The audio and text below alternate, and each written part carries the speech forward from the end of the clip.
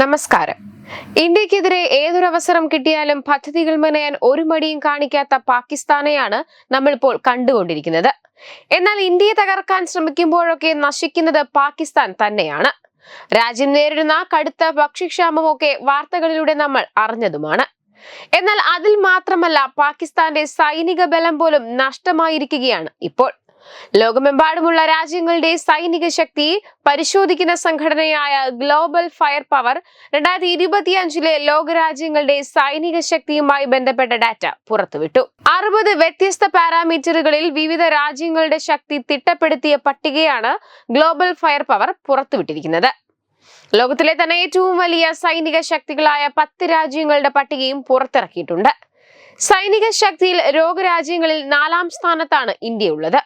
ഓരോ രാജ്യങ്ങൾക്കും അവരുടെ സൈന്യങ്ങളുടെ സംഖ്യാബലം, ആയുധങ്ങളുടെ ശക്തി, ലോജിസ്റ്റിക് ഗതാഗത ശേഷി, ഭൂമിശാസ്ത്രപരമായ സ്ഥാനം, സാമ്പത്തിക ശക്തി എന്നിവയുടെ അടിസ്ഥാനത്തിലാണ് സ്കോർ നൽകിയിട്ടുള്ളത്. പുറത്തുവിട്ട ഡാറ്റ അനുസരിച്ച് മുൻ വർഷത്തിലേതുപോലെ തന്നെ അമേരിക്കയാണ് ലോകത്തെ ഏറ്റവും വലിയ സൈനിക ശക്തി. 2025 കണക്കനുസരിച്ച് സൈനിക ശക്തിയിൽ 1ാം സ്ഥാനത്തുള്ളത് അമേരിക്കയും 2ാം സ്ഥാനത്ത് റഷ്യയുമാണ്. ചൈനയ്ക്ക് ലിസ്റ്റിൽ 3ാം സ്ഥാനമാണ് ലഭിച്ചിരിക്കുന്നത്. 4ാം സ്ഥാനം ഇന്ത്യക്കാണ്. ദക്ഷിണ കൊറിയയാണ് 5ാം സ്ഥാനം കരസ്ഥമാക്കിയിട്ടുള്ളത്.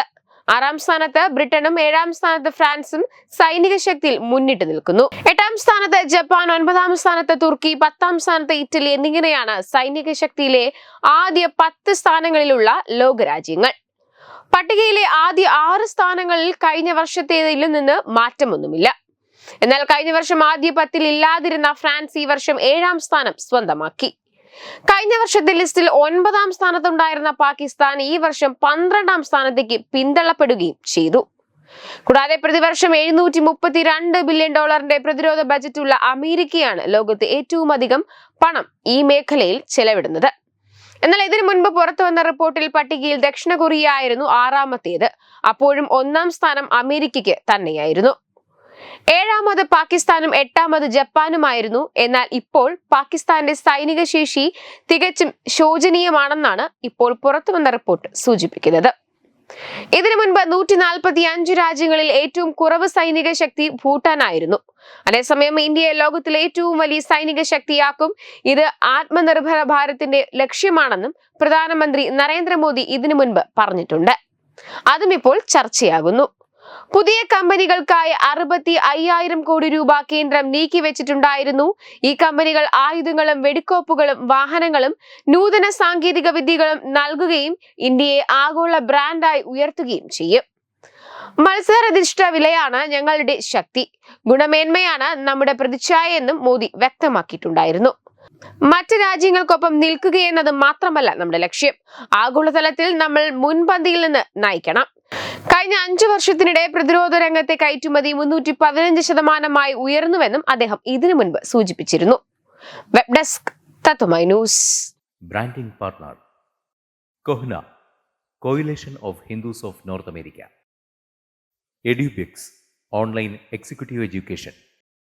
Focus, physiotherapy centre Pattom. Unnat engineering, Gujarat. തീർത്ഥയാത്ര.com, Iron Build, Gujarat. Powered by Jyotis, realizing your dream home.